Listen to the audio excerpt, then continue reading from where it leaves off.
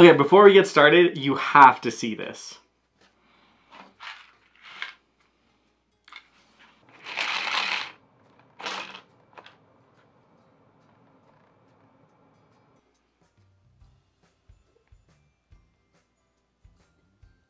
Hello everybody, my name is Ilya. And my name is Tyler. Together we make up Kovray, a couple that loves to play board games. And shake that.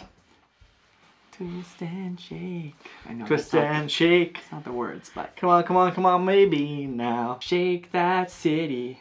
Bow, bow, bow. Today we're taking a look at... Shake That City. Woohoo! What gave it away? Shake That City is published by AEG. It's designed by Fløe and Kåre, Torndahl, Kjær. The illustrations are done by Olga Kim. In Shake That City, you'll be building a city. What? Will your factories go in the corner? Will your houses be beachfront? We don't know, because we gotta shake that city to find out. With the cube shaker. Which is an amazing component. Now this game is coming to Kickstarter right away here, so feel free to check out the link down below if you want to learn more about the game and potentially shake that city in the future. Exactly, but before we get into our thoughts on the game, let's take a look at how to play. You begin by setting up. You'll put all the 32 wooden cubes in the cube shaker and place it at the center of the table, along with a round tracker board, which is above, placing the round tracker disc on the space named 1. You'll place the building tiles in the reach of all players and give a player board to each player, making sure to use the same side. Each player will receive a set of 7 different bonus tiles. One player will randomly place these tiles along the top and the left edge of their board, and then every player will copy them, making sure that the tiles are facing the same cardinal directions regardless of each player's orientation. So it looks a little bit like this. Now Shake That City is played over 15 rounds, and in each round you'll take the following steps. Shake the cubes, choose building colors, place building tiles, and end of the round. The first step is shaking that cubes. The active player will put all the cubes in the cube shaker to the top window, set on the table, and shake it around for a good mix. After a good shake, you'll keep the cube shaker on the table and push its slider all the way in until you hear the cubes drop. Then fully release the slider. Carefully lift the cube shaker from the table and reveal a 3x3 pattern of 9 cubes. Now the second step is choosing the building colors. The active player will pick one building color from the pattern of cubes that only they can use for that round. The other players will then simultaneously pick any other building color from the same pattern. Non-active players are free to choose the same building color as each other as long as it's not the building color the active player chose. Then you'll place your building tiles. Each cube color corresponds to a building tile within the same colored border. When you choose a building color, you must take the same number of building tiles in the same color and place them on your player board with the following restrictions. You must place each tile in an empty space of your player board. You must place your pattern of tiles in the exact same configuration orientation as the cube pattern as you see it from your seat. You may not rotate or reconfigure the tiles into a new pattern. You must place all tiles from the building color and patterns you have chosen. If you cannot fill all the tiles, you must choose a different building color that will fit. You cannot skip placing tiles. If there's no building color in the pattern of cubes that will fit on your player board, you will not place any tiles that turn. Once you've placed tiles, you cannot move them, remove them, or cover them with other tiles. Now after placing tiles, you'll check if you fulfilled any bonus tile scoring. When you fulfill either half of the bonus point tile, you'll flip it over to score the 3 points. One side of these tiles is filling this row with 6 tiles. This can be any type of tiles. While the other side is having 4 of a specific tile, or sometimes 4 different colored tiles. And the corner tile is a diversity bonus, having at least 2 of each tile, which will allow you to flip it, again, for 3 points. And the last step is the end of the round. When all players have finished placing their building tiles, the active player will move the round tracker disc forward 1 space. They put all the cubes from the center of the table back into the cube shaker and pass it clockwise to the next player, who will then become the new active player. The game will last for 15 rounds, but rounds 13, 14, and 15, there's a slight change in the choose building colors. During these last 3 rounds, all building colors in the pattern of cubes are available to all players. Whichever building color the active player chooses is not blocked to everyone else. Now the game ends on the 15th round after all players have placed their building tiles. It's now time to score your points. You'll add up the points from the bonus tile scoring, as well as each of your building types. Roads score 1 point per road that leads to the edge of the board. Connections between roads must be adjacent. Single road tiles on the edge will also score. Parks score up to 2 points each.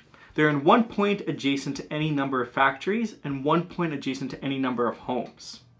Factories work in a similar fashion and score up to 2 points each. They're in 1 point if they're adjacent to any number of factories and 1 point if they're adjacent to any number of roads. Now shops only score if they're connected to the edge of the board, either by being adjacent to the edge of the board or by being adjacent to roads that can lead to the edge of the board. Connected shops score according to the zone they're in. 3 points for the gray zone in the middle, 2 points for the brown zone surrounding that, and 1 point for the green zone that borders the edge. And finally, homes score 2 points for each single home or each group of adjacent homes. Any home or group of homes adjacent to a factory will score 0 points instead. Once you tally up your points, the player with the most wins. Will you have the most beautiful, elegant city that just works in every direction possible? That's asking for a lot. There's no traffic. It's a utopia. Beautiful. No traffic? No traffic. Wow. Exactly. Maybe it's because you didn't have any roads. Well, let's jump into comparables. What does this game compare to? I'm gonna go first. Haha. Okay. I picked Miyabi by Hava Games. Okay. And the reason I picked this is because in Miyabi you draft tiles each turn and then you get to place them onto your board. Mm-hmm. You want to place them in specific spots because they'll score you points depending on the row that they're in based on the item that you need to place. And then also you get like bonuses because if you've got a lantern on top, you can do like a multiplier. Mm-hmm. And then layers, I think. But in the simplest form, you're drafting something, you're grabbing it, you're putting it onto your board in hopes to score you points, and there are like specifications that you want to try to meet to score those points. And similar to Shake That City, you've got these different building types that you want to place on your board strategically and like hopefully proper because they come out right of the shaker or the way that you want them out of the shaker. And you get to score points at the end of the game. So I think it's a little bit more simple than Miyabi, but that would be my comparable. That's a good comparable. I like that. I think mine would be, and this is for the feel mainly, but tiny towns. Yeah, that's There's cubes, there's cities. I do think it conveys a slightly less complex feel. I feel where Tiny Towns is very crunchy, trying to like create those patterns and figure out how to place your cubes in the best way to score the most points.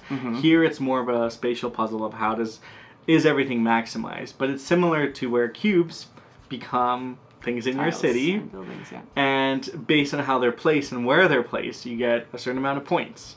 So it has the feel of it, but in a more condensed way, I find. Yeah, that's a good comparable. Well, if you enjoyed those two games, either of those games, then you might want to check out Shake That City. Which brings us to our next topic. Why would you want to check out Shake That City?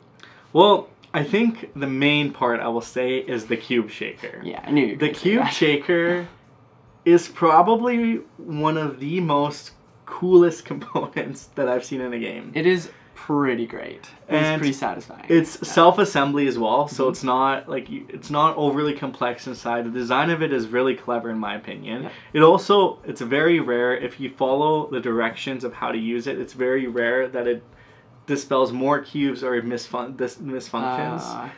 We've also played this a few times, so I'm curious. Like I think now we've played it upwards of like 6 to 8 times. Yeah, we've been showing everybody. But I'm curious over the years if it kind of withstands because it is made of cardboard. I think it will be good. I think it will. I think it'll be fine. But it is one of the best board game components out there, and for that alone, I like this game. But there are more reasons you should check this game out. What are they? And I will say that I quite enjoy the pace of this game, and that's because it's essentially simultaneous play. Though through the first 12 rounds, the active player gets to choose a color, but then all other players get to choose any other color. And I think that makes the game a lot faster instead of going turn by turn to pick those things up. And because of the complexity of the game, which I would put on a lower scale than some games, I think because it's easier to play, that having that simultaneous play makes it faster and makes it more easier to continue to play. Yeah.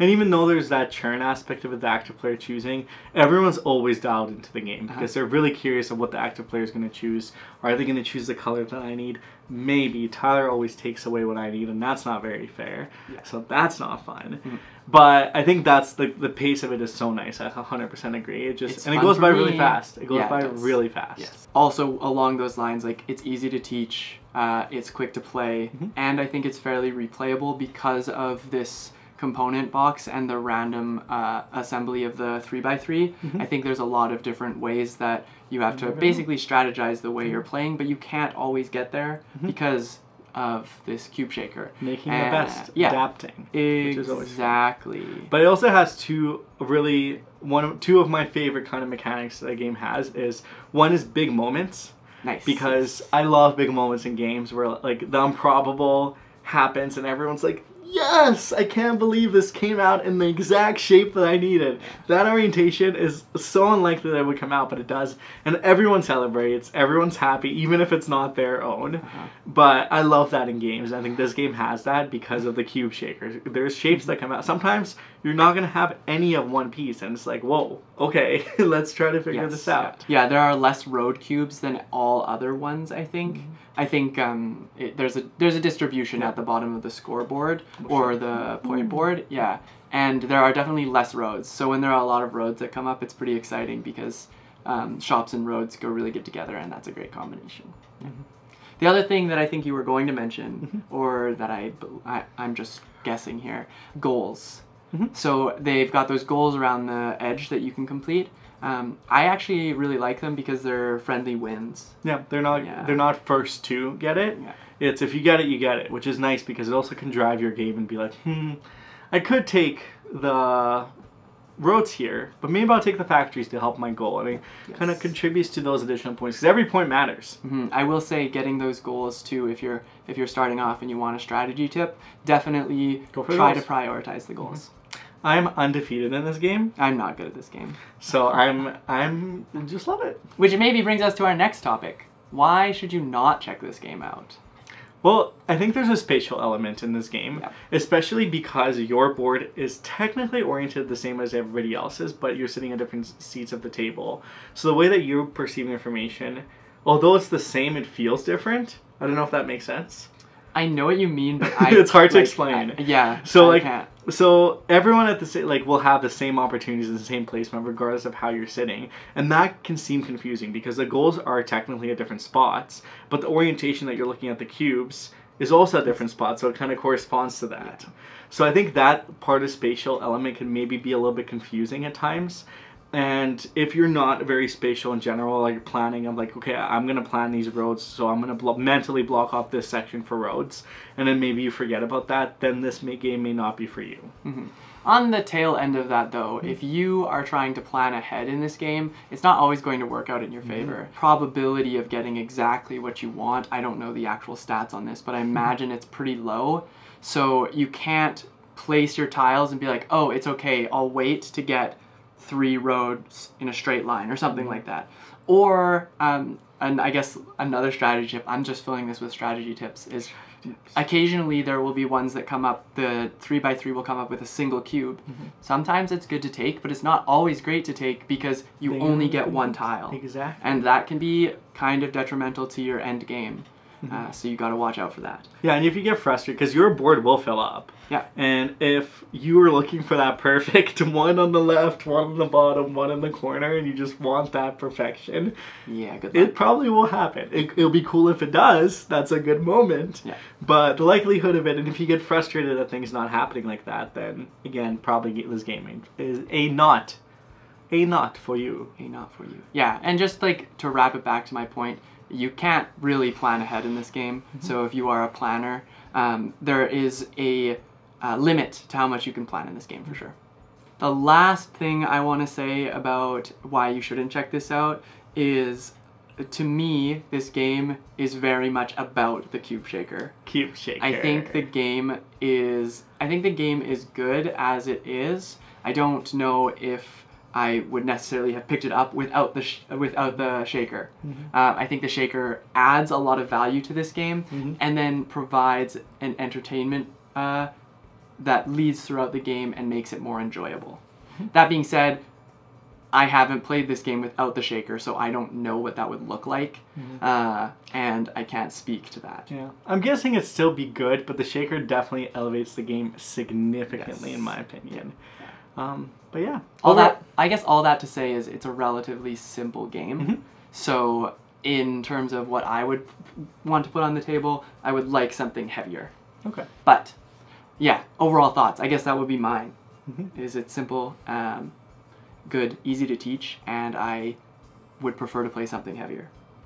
Wouldn't that go for every game? Because it's a light, wouldn't you say that for every light game? For every light game? Yeah. No, because there are some light games out there that I'm like really happy to get to the table and enjoy playing.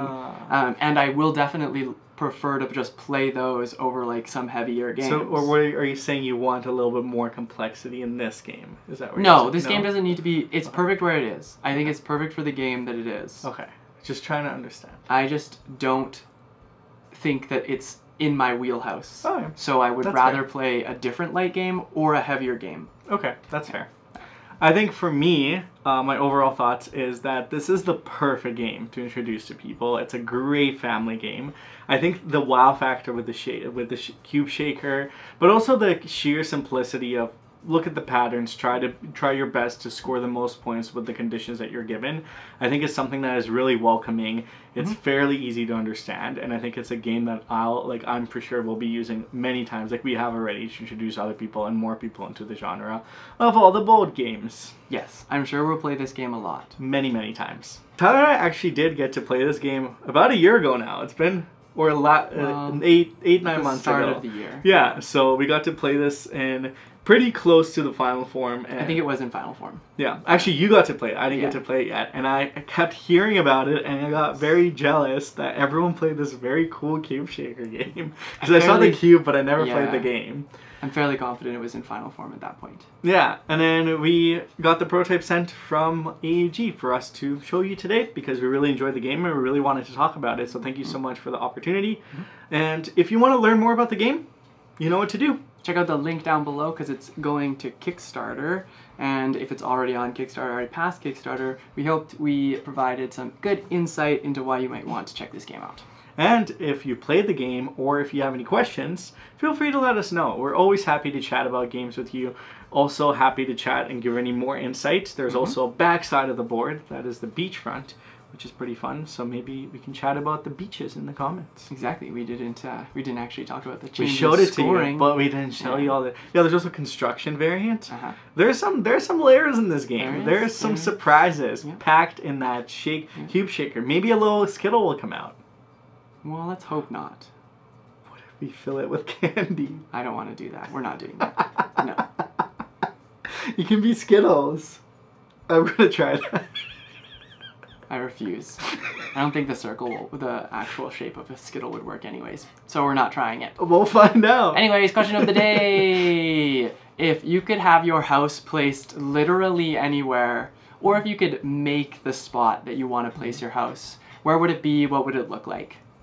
I think my house would be, for 1/3 would be next to this beautiful lakefront property. 1/3. Yeah, 1/3. It'll face the lakefront. There'll be a nice little beach, very small beach. No one else would have a beach. It'll be my personal beach, or the house's personal beach. There'll be no neighbors. It'll just be the mini beach. The other third will be beautiful forest hiking trails. And the forest always moves and changes, so you never know that the trails this is fantasy-esque, that are going to happen. Wow. There's also lots of mushrooms in the forest, so you can forage and discover all the great mushroom types. And the last little section is a high-speed train that takes you to anywhere I want to go across the world. Say I want to go to Europe, jump in. Want to go visit my parents, jump in. Want to visit Tyler's parents, jump into the train, and takes you there. So that's my house. Wow, that's dreaming for you. It's a good place. You have way more detail than I would. Yeah. I would also just be, I wouldn't be on beachfront, but I would be lakefront. And then... Your lake wouldn't have a little beach? Maybe a beach, but I don't know. I'm not saying beach. I just want a little beach for me. It doesn't have to have a beach. It doesn't really rocks have to instead have of sand? It could have rocks. It could have just like grass, whatever. Okay. And then, like, I like the forest. I like having mountains around. But I would also want like a very easy access, like 5-10 minutes to like a highway, or even just like to a shopping district or something. That sounds the same as my answer. No, I'd have to drive more. You have this fancy train that doesn't even exist. Well, if humanity spent more time on teleportation... I need to just be close enough to friends, family, and work that I feel comfortable, but also far enough that I can just pretend that everybody else doesn't exist and be in my own space. See, if you had the high-speed train, it wouldn't be a problem. Anyways, let us know your answer down below. If you liked this video, please give us that thumbs up, hit that subscribe button if you're new here, and shake that bell notification, because we make videos on the weekly about board games. We're also doing a giveaway for our 2-year anniversary, so feel free to check that out. We'll put the video on our little end screen right here, so click that. Go. Check it out. Until next time, though, this is us shaking that city. Bye. Shake and shout.